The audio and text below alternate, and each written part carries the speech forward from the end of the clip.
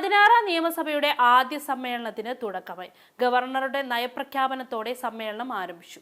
25 ലക്ഷം രൂപയുടെ ഉമ്മൻചാണ്ടി ആരോഗ്യ insurance, KSRTC ബസ്സിൽ സ്ത്രീകൾക്ക് സൗജന്യ യാത്ര തുടങ്ങി തിരഞ്ഞെടുപ്പ് കാലത്ത് UDF മുന്നോട്ട് വെച്ച ഇന്ദിരാ ഗ്യാരണ്ടികൾ നയപ്രഖ്യാപനത്തിൽ ഇടം പിടിച്ചു. സ്കൂൾ വിദ്യാർത്ഥികൾക്ക് 3 ദിവസം വരെ ആർത്തവ അവധി പ്രഖ്യാപിച്ചു. ആർത്തവ അവധിക്ക് പകരം സ്പെഷ്യൽ ക്ലാസുകൾ വിദ്യാർത്ഥികൾക്ക് ഏർപ്പെടുത്താൻ നിർദ്ദേശിച്ചിട്ടുമുണ്ട്.